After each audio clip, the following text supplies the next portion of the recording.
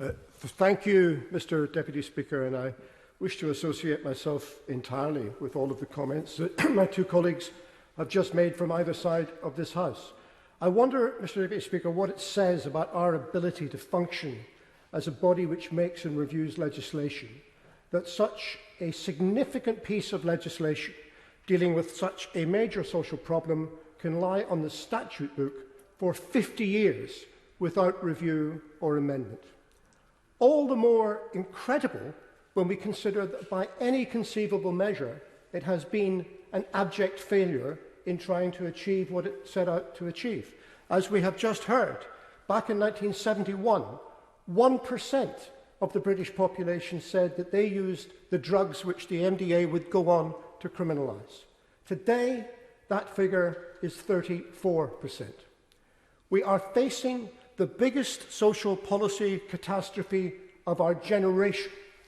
We have thousands of people dying every year needlessly because they do not know what they are taking and help is not available for them when things go wrong.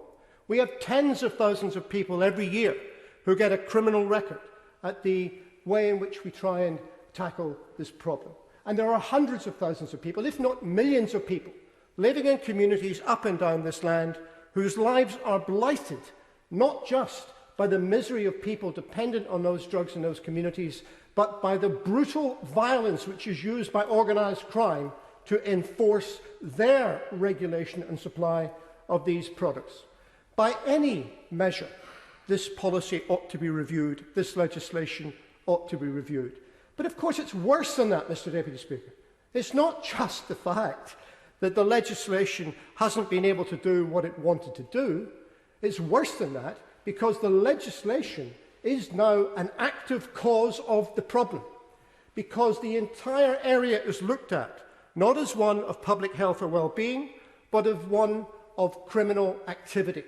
And the centre of the Misuse of Drugs Act is to criminalise people who use drugs. And that does a number of things. First of all, that immediately means the state has no role in the supply and regulation of these products, and that responsibility is given to the private sector and to organised crime within the private sector. That is the first consequence of the Misuse of Drugs Act.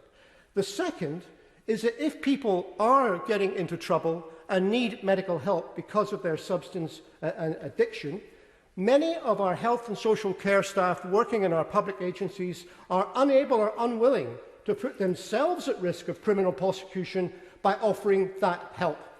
And of course, I'd happily give way, yes? If that's true, how does he account for the fact that we have tens of thousands of heroin users on methadone replacement therapy? I will come on to look at the concept of drug consumption rooms in a minute, but what I'm talking about is the fact that people have no ability to come to a health professional and say, what is this? They've no ability to ask for clean needles because these actions are prohibited under the 1971 Act and the schedules to it. But the third thing, which has already been remarked upon, is that what the Misuse of Drugs Act does is it stigmatises big time those who use drugs and puts them in a position where they are unlikely, because of social opprobrium, to come and ask for help. Now, we surely need to have a review and a fresh think about a problem which is so manifestly out of control and where the existing legislation is so manifestly unable to provide any assistance. But, Mr. Deputy Speaker, I always like to try and see the other side of the argument. So I want to try and put myself, I want to ask the question, why is it that people are resistant to review? Why is it that they want to hold on to things as they are? And I can only conclude that it's because they fear the consequences of decriminalisation or of changing the law. They must somehow think that if we were to do that, that we would unleash floodgates of supply into communities where there aren't already drugs, that there would be many more millions of people who would get caught up in this problem because we would not have the criminal mechanisms that we have at the minute. And I say to any colleagues who think that, wake up. Wake up and see what is happening on the streets of your own constituency. Come with me to any medium-sized town in this country. Come and stand in a bar and make your intentions known, what you would like, and within 1 hour, you will be offered any drug of your choice. If you don't want to have the personal contact, order in advance. Go on the internet and you will find a mobile phone number where you can, through the County Lines network, order whatever you want and it will be delivered to your door. Sometimes you will even get a customer service message asking for feedback on the supply. That is the extent of what we have at the moment. And it is just fantasy to suggest that there are loads of people out there who might otherwise get into drugs who are somehow prevented from doing so by the Misuse of Drugs Act. It is not the case. So we need to surely have a grown-up conversation about what we do of the situation where a third of our citizens potentially could be made criminals by the existing legislation and where it is so manifestly unfit for purpose. I'd like to hope that the Home Office and current ministers could begin that process of review with an open mind, rather than just defending the status quo, and be prepared to look at an evidence-based approach, drawing in international comparisons, and try and work up a better system which is grounded in protecting public health and well-being, rather than trying to criminalise behaviour. I would support, my party will support, I think support will be there from all across the House for any bold minister who wanted to take that initiative and begin that dialogue. I'm not saying prescriptively what should be in it. I'm not saying how it should be done. I simply want to have the dialogue, the discussion and the debate because too many people are dying for us not to do so.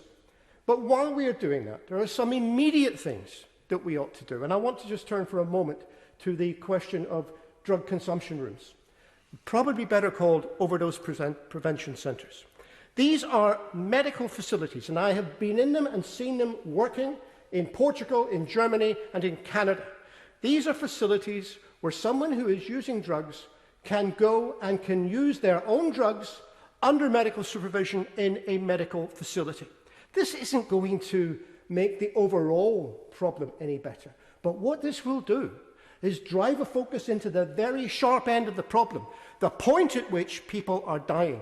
Because what happens at the moment is not that people voluntarily overdose because they're fed up with life and they want to just commit suicide. That's not the case at all. What is happening is that people are taking substances and they don't even know what's in them. Sometimes a lethal concoction, sometimes much, much stronger than they thought it was going to be. And because it's all criminal activity, they do this activity behind closed doors. It's not something you do in the open.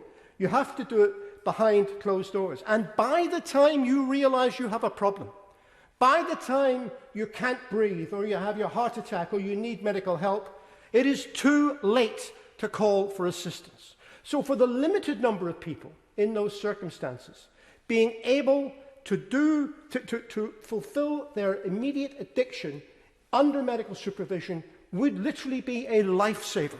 That is what happens in other countries. It is, it's blindingly obvious that we ought to try and consider that happening here, but the law forbids it. And even pending a change in the law, I do believe that by regulation, the Home Office should allow pilot centres of this to emerge so that we can see for ourselves whether it would work here. After all, what is there to lose? Nothing to lose. Everything to gain. Lives to gain. Now, this doesn't stop people using drugs. This doesn't get rid of the problem.